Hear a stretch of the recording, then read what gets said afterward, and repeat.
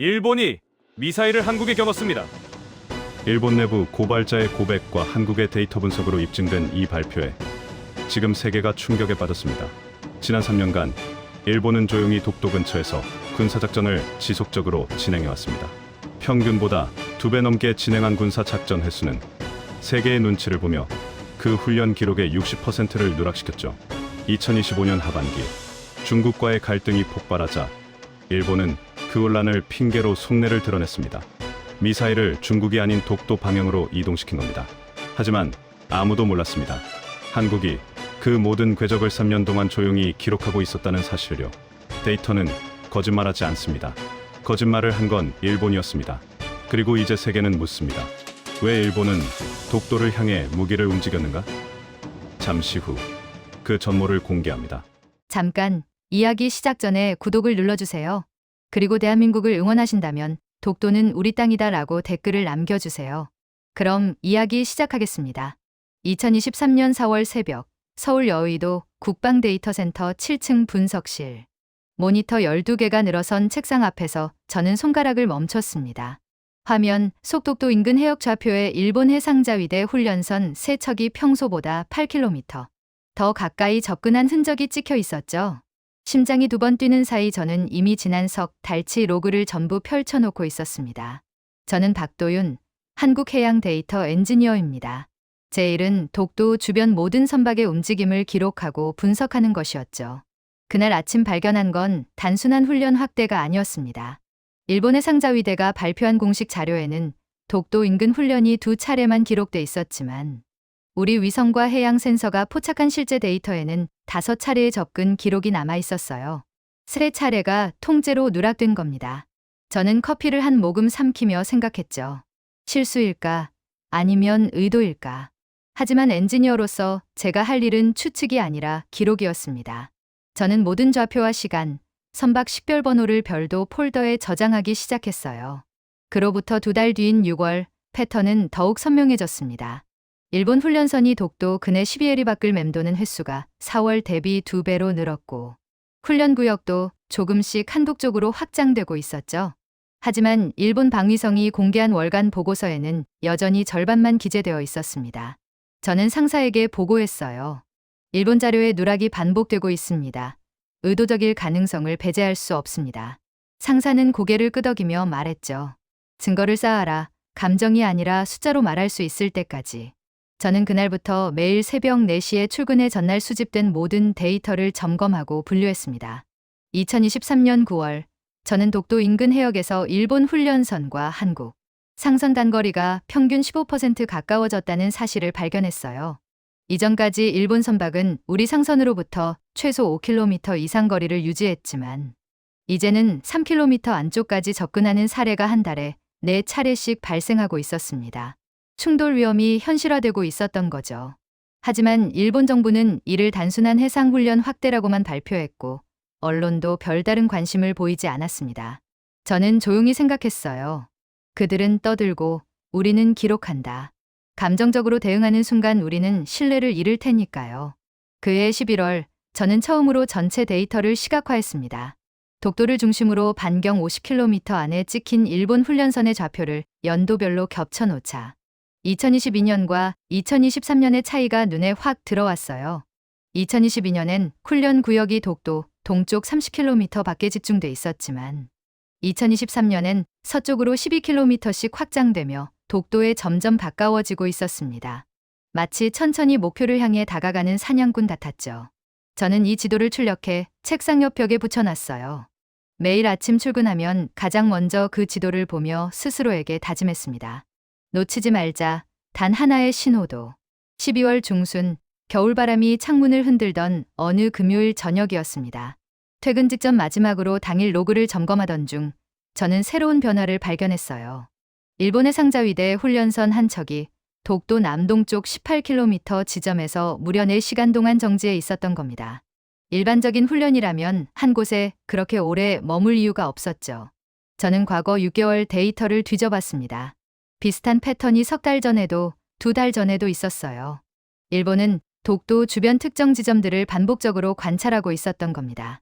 저는 그날 밤 집에 가지 않고 사무실에 남아 모든 정지 지점을 지도에 표시했습니다. 그 점들은 독도를 향한 하나의 선을 그리고 있었어요. 2023년이 저물어가던 12월 마지막 주, 저는 1년치 데이터를 정리하며 한 가지 결론에 도달했습니다. 일본의 독도 인근 군사활동은 21회 증가했고 공식 발표는 8회만 기재됐으며 우리 상선과의 근접 사례는 38% 늘었다는 것. 이건 우연이 아니었어요. 누군가 계획을 세우고 그 계획을 숨기면서 조금씩 실행에 옮기고 있었던 겁니다. 저는 보고서를 작성하며 마지막 문장을 이렇게 적었죠. 2024년에는 이 패턴이 더욱 강화될 것으로 예상됩니다. 그리고 그 예상은 정확히 맞아떨어졌습니다. 설 연휴가 끝나고 사무실로 복귀한 첫날 아침이었습니다. 저는 연휴 기간 동안 쌓인 해양 데이터를 열어보는 순간 숨이 멎는 것 같았어요. 독도 인근 일본 훈련선 접근 횟수가 한 달 동안에만 11차례 기록돼 있었습니다. 지난해 같은 기간엔 5차례였죠. 2배가 넘는 증가율이었어요. 저는 마우스를 쥔 손에 힘이 들어가는 걸 느꼈습니다. 이제 더 이상 우연이라고 말할 수 없었죠. 그날 오후 저는 팀장에게 긴급 보고를 요청했습니다. 회의실 스크린에 지난해와 올해 데이터를 나란히 띄워놓자 차이는 명확했어요. 훈련 횟수만 늘어난 게 아니었습니다. 훈련 구역이 독도 쪽으로 평균 6km 더 가까워졌고 체류 시간도 한 차례당 평균 2시간에서 4시간으로 늘어나 있었죠. 팀장은 화면을 바라보며 낮게 중얼거렸습니다. 이건 확장이 아니라 침투 준비처럼 보이는데. 저는 고개를 끄덕였어요. 바로 그 말이 제가 하고 싶었던 말이었습니다. 봄이 오고 있었습니다. 하지만 독도 주변 바다는 점점 더 복잡해지고 있었죠. 저는 일본 방위성이 공개한 분기 보고서를 입수했습니다. 보고서를 펼쳐보는 순간 저는 믿을 수 없다는 표정을 지을 수밖에 없었어요. 독도 인근 훈련 기록이 단 3건만 기재돼 있었던 겁니다. 우리가 확인한 11건 중 8건이 또다시 누락된 거죠. 72%가 사라진 겁니다. 저는 즉시 상사에게 전화를 걸었어요. 이건 실수가 아닙니다. 이건 조작입니다. 상사는 짧게 대답했죠. 계속 기록해. 우리가 가진 건 데이터뿐이야. 날씨가 따뜻해지면서 상황은 더욱 심각해졌습니다. 일본 훈련선이 한국 상선과 3km 이내로 근접한 사례가 급증하기 시작했어요. 한 달에 9차례나 발생했습니다. 지난해 같은 기간엔 2차례였죠. 선원들로부터 불안 신고가 들어오기 시작했습니다. 저는 해양경찰청과 협력해 모든 근접 사례의 정확한 좌표와 시간, 선박 식별 정보를 문서화했어요. 한 선장은 제게 이렇게 말했습니다. 일본 대들이 마치 우리를 시험하는 것 같습니다. 어디까지 가까이 올 수 있는지. 저는 그 말을 보고서 맨 위에 인용구로 적어뒀습니다. 그러던 어느 날 저는 워싱턴에서 날아온 한 통의 이메일을 받았습니다. 발신인은 김아린, 미국 해양안보연구소 소속 분석가였어요. 이메일 제목은 간단했습니다. 한국 데이터 검증 요청. 저는 호기심에 메일을 열어봤죠. 김아린은 미국 정보 위성이 포착한 일본 훈련 데이터를 분석하던 중 일본 동식 발표와 실제 활동 사이에 괴리가 있다는 걸 발견했다고 했습니다. 한국 측 데이터와 대조하고 싶다는 내용이었어요. 저는 상부 승인을 받아 지난해부터 올해까지의 전체 로그 중 일부를 암호화해서 전송했습니다. 일주일쯤 지났을까요? 김아린에게서 답장이 왔습니다. 당신들 데이터가 맞습니다. 일본은 60% 이상을 누락시키고 있어요. 저는 화면 속 문장을 3번 다시 읽었습니다. 외부 검증이 나온 겁니다. 이제 우리만 주장하는 게 아니었어요. 미국 분석가가 독립적으로 확인한 사실이었죠. 저는 즉시 이 내용을 보고서에 추가했습니다. 그리고 그날 밤 저는 처음으로 이 싸움에서 이길 수 있겠다는 생각을 했어요. 장마가 시작되던 무렵이었습니다. 저는 독도 인근 해역의 선박 밀집도를 분석하던 중 놀라운 패턴을 발견했어요. 일본 훈련선들이 독도 주변을 시계 방향으로 순환하며 움직이고 있었던 겁니다. 마치 섬을 에워싸듯이요. 지난해엔 이런 패턴이 없었습니다. 이건 새로운 전술이었어요. 저는 이 움직임을 3D 지도로 시각화했습니다. 독도를 중심으로 반경 20km 안에 그려진 일본 선박들의 궤적은 마치 조이는 올가미처럼 보였죠. 여름이 저물어갈 무렵, 저는 상반기 종합 보고서를 작성했습니다. 핵심 내용은 명확했어요. 일본의 독도 인근 훈련은 지난해 대비 96회 증가했고 공식 발표 누락률은 평균 63%에 달했으며 한국 상선과의 위험, 근접은 38% 증가했다는 것. 저는 보고서 마지막에 한 문장을 추가했습니다. 이건 우연이 아니라 목적을 가진 증가입니다. 그리고 그 목적은 점점 더 분명해지고 있었죠. 일본은 독도를 향해 다가오고 있었고 우리는 그 모든 걸음을 기록하고 있었습니다. 새해가 밝았습니다. 하지만 평화는 오지 않았죠. 어느 추운 겨울날 아침 뉴스 속보가 사무실 복도를 따라 퍼져나갔습니다. 동중국해에서 중국 해안경비대와 일본 해상부 안청 선박이 충돌했다는 소식이었죠. 부상자는 없었지만 양국 모두 상대방을 비난하는 성명을 발표했어요. 저는 모니터 앞에 앉아 뉴스를 보면서 묘한 불안감을 느꼈습니다. 이 갈등이 우리와 무슨 관계일까 하는 의문이 들었죠. 그날 오후 저는 일본 해상자위대의 최근 일주일 활동 데이터를 열어봤습니다. 그리고 숨이 멎었어요. 동중국해 방향으로의 일본 선박 이동은 예상대로 증가했지만 놀랍게도 독도 방향 활동도 함께 늘어나 있었던 겁니다. 중국과의 갈등이 고조되는 와중에 일본은 독도 쪽 훈련도 강화하고 있었어요. 저는 곧바로 지난 2년간 데이터를 대조해봤습니다. 패턴이 보였죠. 일본은 중국과 마찰이 생길 때마다 독도 인근 활동도 함께 늘렸습니다. 마치 혼란을 기회로 삼는 것처럼요. 얼마 지나지 않아 중국과 일본의 갈등은 더욱 격화됐습니다. 센카쿠 열도 인근에서 중국 군함이 일본 영해를 침범했다는 일본 측 주장이 나왔고 중국은 이를 강하게 부인했죠. 국제뉴스는 온통 이 사건으로 도배됐습니다. 그 와중에 저는 조용히 독도 데이터를 추적하고 있었어요. 한 달 동안 일본 훈련선의 독도 접근이 13차례 기록됐습니다. 전년 동월 대비 3배였죠. 그런데 일본 방위성 발표에는 단 4건만 올라와 있었습니다. 봄바람이 불기 시작할 무렵 저는 김아린과 화상회의를 했습니다. 그녀는 화면 너머에서 심각한 표정을 지으며 말했어요. 박도윤 씨, 일본이 중국 갈등을 명분으로 군사력을 확대하고 있습니다. 그런데 확대 방향이 이상해요. 중국 쪽만이 아니라 한국 쪽도 포함돼 있습니다. 저는 고개를 끄덕였죠. 저도 같은 걸 발견했습니다. 김아리는 잠시 침묵하더니 물었어요. 일본이 중국을 견제한다면서 왜 훈련선은 계속 한국 쪽으로 오는 걸까요? 저는 대답할 수 없었습니다. 하지만 제 안에선 이미 답이 나와 있었죠. 그즈음 일본 언론이 일제히 같은 논조의 기사를 쏟아내기 시작했습니다. 중국 위협 증대, 해상 방어력 강화 필요, 동해 지역 군사훈련 확대 불가피. 저는 그 기사들을 하나하나 번역해서 읽었어요. 모든 문장이 중국을 겨냥한 것처럼 보였지만 실제 데이터는 달랐습니다. 일본 훈련선의 이동 경로를 추적해보니 중국 방향 증가율은 40%였지만 독도 방향 증가율은 65%였어요. 언론이 말하는 것과 실제 행동이 일치하지 않았던 겁니다. 벚꽃이 질 무렵 저는 외교부 한서준 국장과 첫 미팅을 가졌습니다. 한서준 국장은 제가 준비한 3년치 데이터를 꼼꼼히 살펴보더니 천천히 고개를 들었어요. 이 데이터가 확실합니까? 저는 단호하게 대답했습니다. 위성 추적, 해양 센서, 선박 식별 시스템, 3가지 독립적 소스로 교차 검증했습니다. 한서준 국장은 화면을 응시하며 중얼거렸죠. 일본은 중국 때문이 아니라 처음부터 독도 때문이었군요. 그 말을 듣는 순간 저는 온몸에 전율이 흘렀습니다. 초여름이 다가올 무렵 저는 상반기 중간 보고서를 완성했습니다. 핵심 결론은 이랬어요. 일본은 중국과의 갈등을 명분으로 군사활동을 확대하고 있지만 실제 확대 방향은 독도 쪽이 더 급격하다. 언론 발표와 실제 행동 사이의 괴리는 의도적 은폐로 판단된다. 저는 이 보고서를 상부에 제출하면서 각주 하나를 추가했습니다. 하반기에 중국 갈등이 더 격화될 경우 일본의 독도 방향 군사 활동은 최고조에 달할 것으로 예상됩니다. 그리고 그 예상은 몇 달 뒤 현실이 됐죠.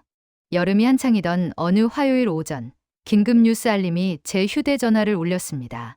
센카쿠 열도 인근에서 중국 군함과 일본 해상자위대 구축함이 레이더 조준 사건을 일으켰다는 속보였어요.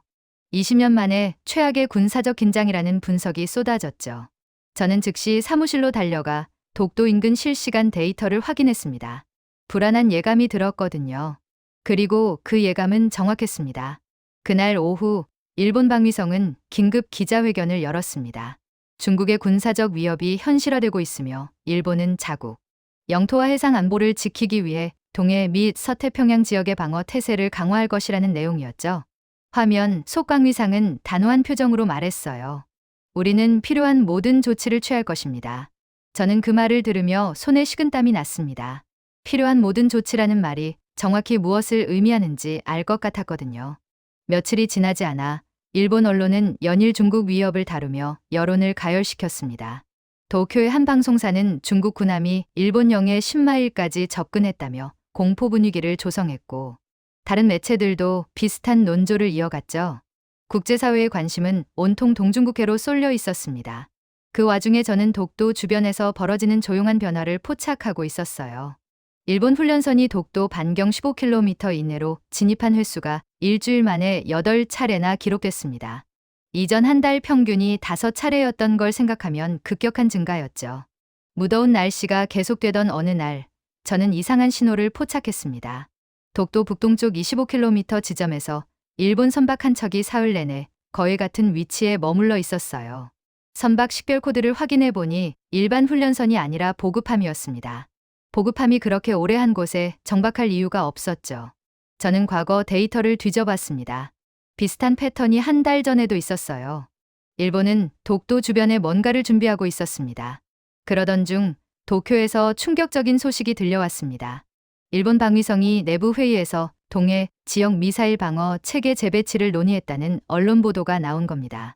공식적으로는 중국의 탄도미사일 위협에 대응하기 위한 조치라고 했죠.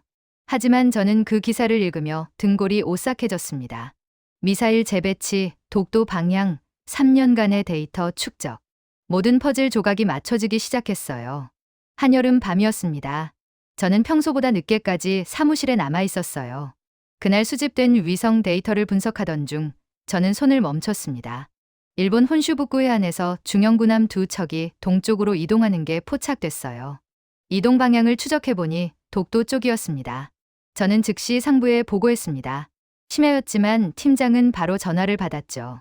계속 추적해, 모든 움직임을 기록해. 저는 그날 밤 집에 가지 않았습니다. 입추가 지나고 얼마 되지 않아 일본 방위성은 또 다른 발표를 했습니다. 중국과의 긴장 고조에 대응해 동해 지역 강화 자산을 증강한다는 내용이었어요. 구체적인 내용은 밝히지 않았지만 저는 이미 알고 있었습니다. 위성 추적 결과 일본은 미사일 발사대를 독도에서 불과 200km 떨어진 오키 제도로 이동시키고 있었거든요. 저는 김아린에게 긴급 메시지를 보냈습니다. 미사일이 움직이고 있습니다. 방향은 독도입니다. 김아린의 답장은 짧았어요. 지금이 기회라고 판단한 것 같습니다. 그리고 며칠 뒤 새벽, 저는 결정적 증거를 포착했습니다. 일본 군함에서 발사된 것으로 추정되는 레이더 신호가 독도 방향으로 4차례 발신된 게 기록됐어요. 이건 단순 훈련이 아니었습니다. 표적 조준 시뮬레이션이었죠. 저는 즉각 외교부 한서준 국장에게 전화를 걸었습니다. 국장님, 일본이 독도를 겨냥하고 있습니다. 중국이 아니라 우리가 목표였습니다. 전화 너머로 한서준 국장의 무거운 한숨이 들렸어요. 데이터를 보내주세요. 지금 당장. 저는 3년간 축적한 모든 증거를 암호화해서 전송했습니다. 이제 침묵의 시간은 끝났습니다. 그로부터 며칠 뒤 서울 외교부 브리핑룸에 세계 각국 언론이 모여들었습니다. CNN, BBC, 로이터, AP통신, 심지어 일본 언론사들까지 자리를 채웠죠. 저는 브리핑룸 뒤편 모니터 앞에 서서 손에 든 리모컨을 꽉 쥐고 있었어요. 3년간 모은 모든 데이터가 이 순간을 위해 준비됐습니다. 한서준 국장이 단상에 올라 마이크 앞에 섰을 때 저는 심장이 터질 것 같았습니다. 한서준 국장은 차분하지만 단호한 목소리로 말문을 열었습니다. 오늘 대한민국 정부는 일본의 독도 인근 군사활동에 관한 3년간의 데이터를 국제사회에 공개합니다. 감정이 아니라 숫자로 말하겠습니다. 그 말과 함께 제가 준비한 첫 번째 그래프가 스크린에 떴어요. 2023년부터 2025년까지 일본 훈련선의 독도 접근 횟수를 보여주는 그래프였죠. 막대 그래프는 해마다 가파르게 상승하고 있었습니다. 기자들 사이에서 카메라 셔터 소리가 터져 나왔어요. 두 번째 자료는 더욱 충격적이었습니다. 일본 방위성 공식 발표와 한국이 실제 포착한 훈련 횟수를 비교한 표였거든요. 21회 중 8회만 발표, 96회 증가 중 절반만 공개, 누락률 63%. 한서준 국장은 레이저 포인터로 표를 가리키며 말했습니다. 일본은 3년간 자국의 독도 인근 군사활동 중 60% 이상을 국제사회에 보고하지 않았습니다. 이것은 명백한 투명성 위반입니다. 브리핑룸 안이 술렁이기 시작했어요. 세 번째 화면이 떴습니다. 일본 훈련선과 한국 상선 간 근접거리를 시각화한 지도였죠. 빨간 점들이 독도를 중심으로 촘촘히 박혀 있었고 연도가 지날수록 점들이 독도에 가까워지는 게 한눈에 보였습니다. 한서준 국장은 계속 말했어요. 일본 선박의 한국 상선 근접 사례는 3년간 38% 증가했습니다. 충돌 위험이 현실화되고 있었습니다. 그런데 일본은 이를 단순한 훈련 확대라고만 주장해왔습니다. 일본 기자 한 명이 자리에서 일어나 질문을 던졌지만 한서준 국장은 손을 들어 제지했죠. 아직 끝나지 않았습니다. 네 번째 자료가 공개됐을 때 브리핑룸은 완전히 소란스러워졌습니다. 일본이 최근 몇 주간 독도 방향으로 미사일 발사대를 이동시킨 위성 사진이었거든요. 한서준 국장은 단호하게 말했습니다. 일본은 중국과의 갈등을 명분으로 군사 자산을 재배치한다고 발표했습니다. 하지만 우리 위성이 포착한 실제 이동 방향은 독도였습니다. 네 차례에 걸쳐 확인됐습니다. 기자들이 일제히 손을 들었고 카메라 플래시가 쉴 새 없이 터졌어요. 한서준 국장은 마지막 슬라이드를 띄웠습니다. 화면에는 단 한 문장만 적혀 있었죠. 아무리 숨겨도 로그는 남는다. 한서준 국장은 천천히 말을 이었습니다. 대한민국은 3년간 일본의 모든 움직임을 기록해왔습니다. 위성 추적, 해양 센서, 선박 식별 시스템, 세 가지 독립적 소스로 교차 검증된 데이터입니다. 이 데이터는 미국 해양안보연구소의 김아린 박사에 의해 외부 검증도 완료됐습니다. 그 순간 김아린이 브리핑룸 한쪽에서 일어나 고개를 숙여 인사했어요. 브리핑이 끝난 뒤 CNN은 즉시 속보를 내보냈습니다. 한국, 일본의 3년간 독도 인근 군사활동 조작 폭로. BBC도 긴급뉴스로 이 내용을 다뤘죠. 로이터는 일본 방위성의 60% 누락을 헤드라인으로 뽑았습니다. 저는 브리핑룸 뒤편에 서서 그 모든 장면을 지켜봤어요. 3년간의 밤샘 작업, 수천 개의 데이터 포인트, 끝없는 검증 과정. 그 모든 것이 이 순간으로 모아지고 있었습니다. 그날 저녁, 제 이메일함은 전 세계 언론사와 연구기관의 문의로 가득 찼습니다. 데이터를 공유해달라는 요청, 인터뷰 제안, 학술 논문 협력 제의. 저는 그 이메일들을 하나하나 읽으며 생각했어요.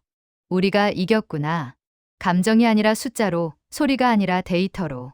저는 모니터를 끄고 창밖을 바라봤습니다. 서울의 야경이 평소보다 더 밝게 빛나고 있었어요. 하지만 저는 알고 있었죠. 진짜 싸움은 이제 시작이라는 걸. 한국의 데이터 공개 다음 날 아침, 도쿄는 혼란에 빠졌습니다. 일본 주요 언론사들은 일제히 특별 편성으로 한국의 폭로를 다뤘고 아침 뉴스 시청률은 평소의 3배로 치솟았어요. 저는 일본어 뉴스를 실시간으로 번역하며 모니터링하고 있었습니다. NHK 앵커는 당혹스러운 표정으로 말했죠.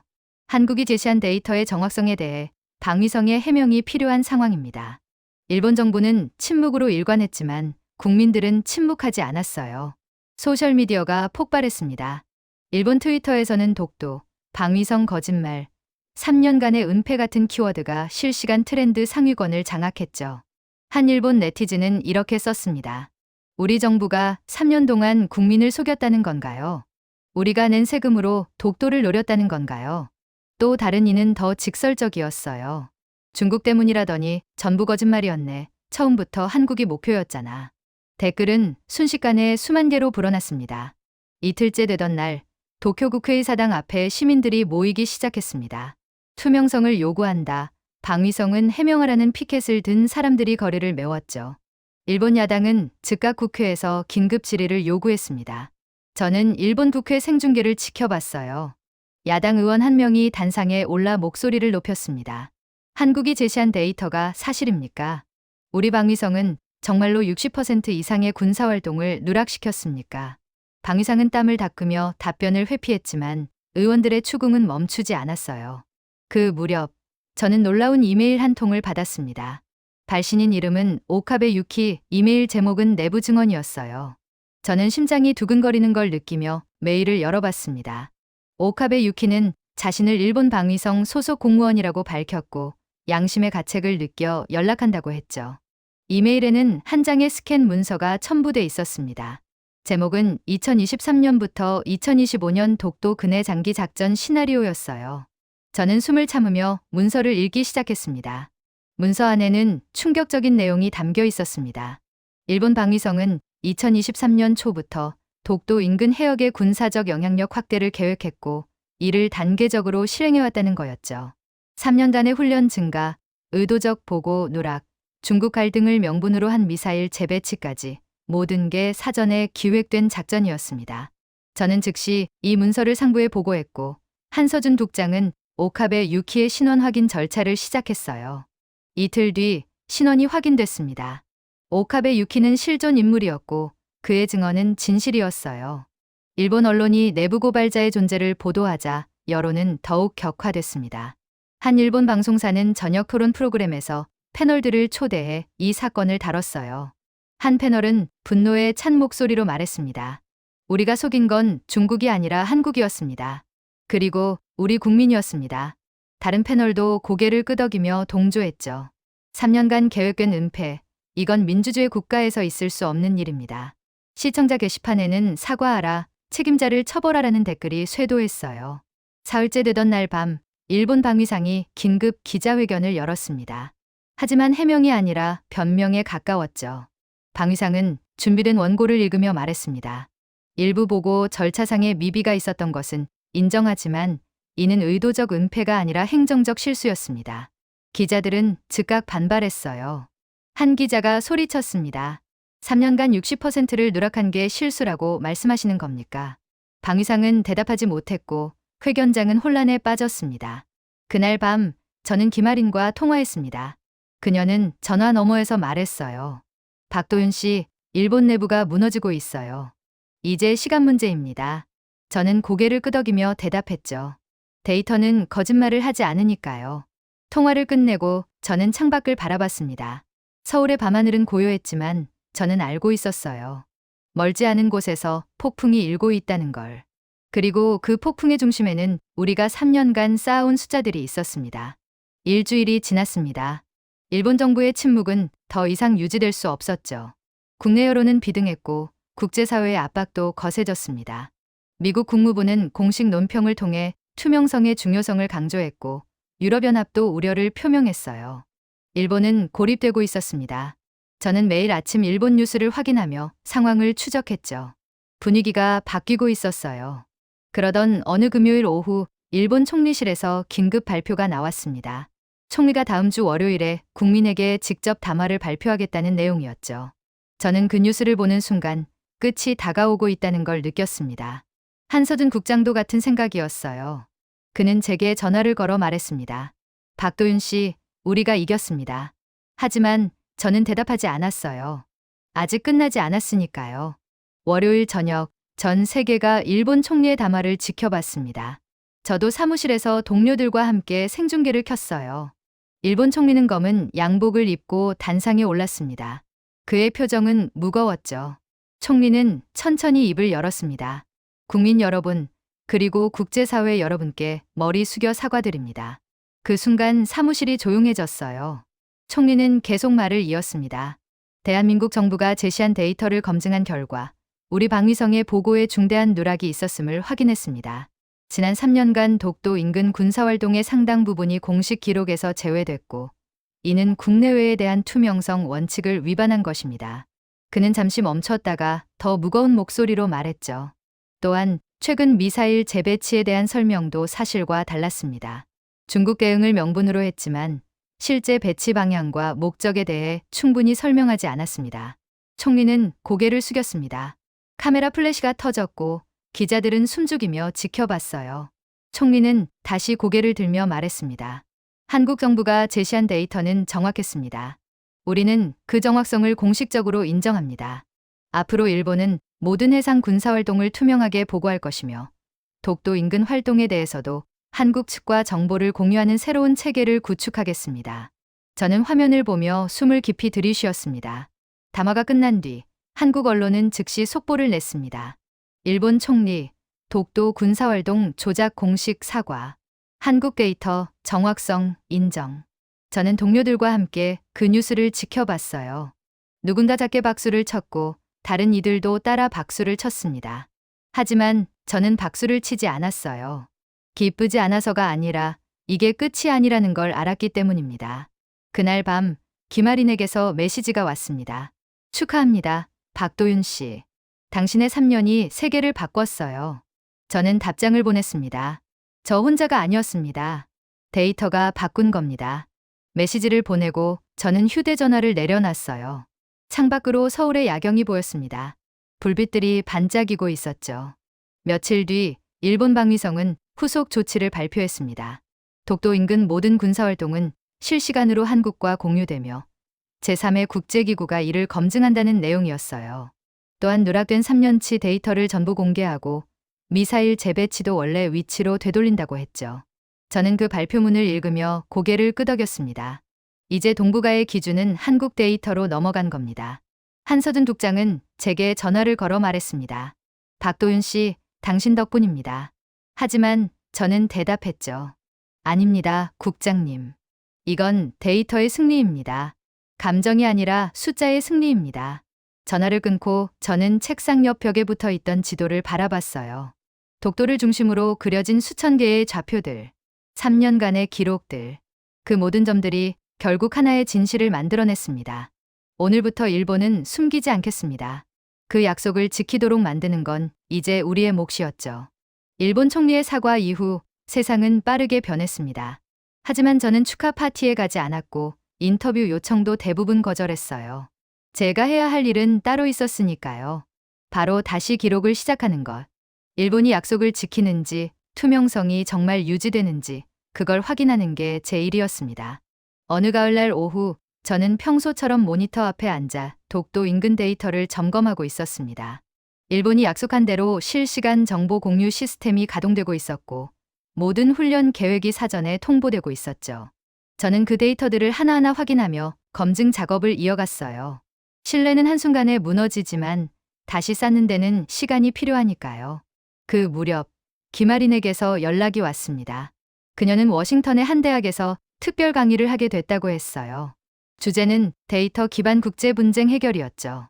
김아린은 제게 물었습니다. 박도윤 씨도 함께 강의하시겠어요? 하지만 저는 정중히 거절했습니다. 저는 무대보다 모니터 앞이 편합니다. 김아린은 웃으며 말했어요. 그래서 당신이 이긴 거예요. 몇 주 뒤 저는 김아린의 강의 영상을 유튜브에서 찾아봤습니다. 그녀는 강단에 서서 학생들에게 말하고 있었어요. 국제 분쟁은 감정으로 해결되지 않습니다. 데이터로 해결됩니다. 한국은 3년간 침묵하며 기록했고 그 기록으로 진실을 증명했습니다. 이것이 바로 21세기 외교의 새로운 모델입니다. 학생들은 고개를 끄덕이며 열심히 필기하고 있었죠. 저는 영상을 보며 작게 미소 지었습니다. 겨울이 오고 있었습니다. 첫눈이 내리던 날 저는 외교부로부터 공식 감사패를 받았어요. 한서준 국장이 직접 전달했죠. 감사패에는 이렇게 적혀 있었습니다. 대한민국의 영토 주권을 데이터로 지킨 공로를 인정함. 저는 감사패를 받으며 말했습니다. 저는 제 일을 했을 뿐입니다. 한서준 국장은 고개를 저으며 대답했어요. 아닙니다. 당신은 역사를 바꿨습니다. 하지만 저는 알고 있었습니다. 역사를 바꾼 건 제가 아니라 3년간 축적된 데이터였다는 것을. 그 수천 개의 좌표, 수만 줄의 로그, 수십만 번의 검증. 그것들이 모여 하나의 진실을 만들었고 그 진실이 세상을 움직였던 거죠. 저는 그저 그 진실을 기록하고 정리했을 뿐이었습니다. 연말이 다가왔습니다. 저는 2025년 전체 데이터를 정리하며 보고서를 작성하고 있었어요. 일본의 약속 이행률, 투명성 지수, 독도 인근 안전도 변화. 모든 지표가 개선되고 있었습니다. 저는 보고서 마지막에 한 문장을 적었죠. 파도를 지킨 건 소리가 아니라 숫자였다. 그리고 그 숫자는 앞으로도 계속 기록될 것이다. 그날 밤 저는 사무실을 나서며 독도 방향을 바라봤습니다. 물론 서울에서 독도가 보일 리 없었죠. 하지만 저는 느낄 수 있었어요. 저 멀리 동해 한가운데 작은 섬 하나가 조용히 서 있다는 것을. 그리고 그 섬을 지키는 건 함성이나 구호가 아니라 매일 축적되는 데이터라는 것을. 저는 깊은 숨을 들이쉬고 집으로 향했습니다. 내일도 기록은 계속될 테니까요. 며칠 뒤 저는 김아린과 마지막 통화를 했습니다. 그녀는 말했어요. 박도윤 씨, 우리가 해낸 일을 자랑스러워해도 됩니다. 저는 잠시 생각하다 대답했죠. 자랑스러운 건 우리가 아니라 우리가 믿었던 방식입니다. 감정이 아니라 데이터, 소리가 아니라 숫자. 그게 결국 이겼으니까요. 김아리는 웃으며 말했습니다. 맞아요. 그게 우리 방식이었죠. 며칠이 지났습니다. 저는 여전히 같은 자리에서 같은 모니터 앞에 앉아 있었어요. 독도 인근 데이터는 실시간으로 업데이트되고 있었고, 일본의 모든 활동은 투명하게 공유되고 있었습니다. 저는 화면을 바라보며 생각했죠. 이제 시작이다. 진짜 평화는 한 번의 사과가 아니라 매일의 투명성으로 만들어지니까. 저는 키보드에 손을 올려놓고 다시 기록을 시작했습니다. 조용한 나라의 조용한 반격은 오늘도 계속되고 있었습니다. 시청해주셔서 감사합니다. 지금까지 감동 뉴스 TV였습니다.